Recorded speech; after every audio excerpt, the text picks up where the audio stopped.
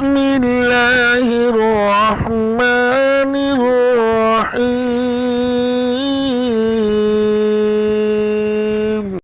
ایک بھائی نے سوال کیا، کہتا جی کچھ خواتین ہیں کہ جو درس و تدریس کا کام کرتی ہیں، تو کیا ان کی تبلیغ وغیرہ یا ان کے درس دروس وغیرہ سننے چاہیے، چونکہ خواتین کی آواز کا بھی پردہ ہوتا ہے؟ یہ بھائی کا سوال ہے۔ دیکھیں میرے بھائیوں، مجھے تو نہیں ایسی کوئی روایت ملی کہ جس میں اسلام نے، رسول اللہ صلی اللہ علیہ وسلم نے، صحابہ اکرام نے یا امہات المومنین میں سے کسی ایک نے یہ بات بیان فرمائی ہو کہ عورت کی آواز کا پردہ ہوتا ہے۔ میرے علم میں تو یہ روایت نہیں ہے۔ اگر کسی کے علم میں ہو تو وہ مجھے ضرور کمنٹ کریں۔ رسول اللہ صلی اللہ علیہ وسلم نے عورت کو پردے میں رہنے کا حکم دیا ہے۔ اسلام نے عورت کو پردے میں رہنے کا حکم دیا ہے۔ اسلام نے، پیارے پیغمبر نے، قرآن مجید نے پردے میں رہنے کا حکم دیا ہے، اور یہ بھی کہا کہ وَقَرْنَ فِي بِيُوتِكُنَّ وَلَا تَبَرَّجْنَ تَبَرُّجَ الْجَاهِلِيَّةِ الْأُولَىٰ، اپنے گھروں میں ٹھہرنے کا حکم دیا ہے۔ لیکن میرے بھائیوں، عورت اپنے گھر میں بیٹھ کر، ٹھہر کر، پردے میں رہ کر دعوت کا، تبلیغ کا کام جتنا چاہے وہ کر سکتی ہے۔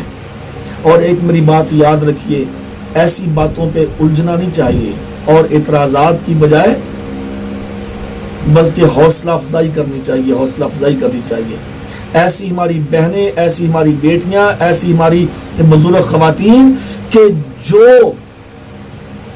بہت ساری عورتوں کے عقائد، نظریات بدلنے کے اندر کارگر ثابت ہوئی ہیں، اور بہت سارے ایسے مسائل ہوتے ہیں کہ جو کہ خواتین کے مسائل درمیان بھی رہ جاتے ہیں۔ اگر یہ عورتیں نہیں بتائیں گی تو اور کون بتائے گا؟ چھوڑیے، اللہ رب العالمین نے امہات المؤمنین، اب ان سے زیادہ پاکیزہ، پرہیزگار، متقی کون ہو سکتا ہے دنیا میں؟ اللہ تعالیٰ نے ان سے بھی سوال کرنے کا کہا ہے، واللہ لا یستحی من الحق فَإِذَا سَأَلْتُمُوهُنَّ مَتَاعًا فَاسْأَلُوهُنَّ مِنْ وَرَاءِ حِجَابٍ، سورہ احزاب ہے، آیت نمبر 53 ہے۔ اللہ نے فرمایا کہ اللہ حق بات سے نہیں شرماتا، اور اگر تم امہات المومنین سے کسی چیز کا سوال کرو تو پردے کے اندر تم ان سے سوال کر سکتے ہو۔ یعنی کہ امہات المومنین سے جب پردے کے اندر سوال کیا جا سکتا ہے تو اپنی مسلمان بہن سے پردے کے اندر، اچھا ویسے بڑی عجیب سی بات ہے، یہ جو ویسے آتی ہیں خبریں پڑھنے والی عورتیں، ہاں جی، ان کو تو لوگ جناب بڑے بڑے وہ ان کو کمنٹ کر رہے ہوتے ہیں، ان کو لائک کر رہے ہوتے ہیں کہ فلاں عورت نے جناب یہ کہہ دیا، فلاں نے یہ کہہ دیا۔ اگر کسی نے کوئی 2-4 جملے صحیح کہہ دیے ملک کے حق میں یا عوام کے حق میں، قوم کے حق میں، تو جناب سارے بڑے بڑے مولوی بھی، چھوٹے بھی، جناب ان کی تعریفیں کرتے کرتے نہیں تھکتے۔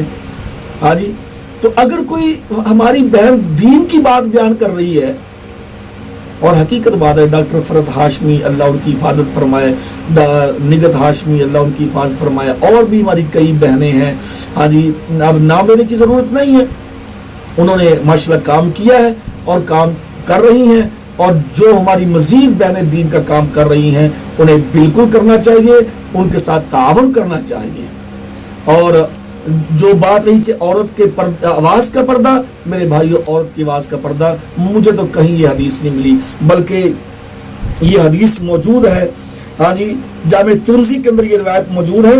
ابو موسیٰ اشعری رضی اللہ عنہ بڑے فقیہ صحابی ہیں، بیان کرتے ہیں کہ رضی اللہ تعالیٰ عنہ موسیٰ اشعری کہتے ہیں کہ ہمیں صحابہ اکرام کے اندر اگر کوئی پیچیدہ مسئلہ درپیش ہوتا تو ہم ام المومنین عائشہ رضی اللہ عنہا کے پاس جاتے اور ان سے اپنا مسئلہ ہم حل کروا لیا کرتے تھے۔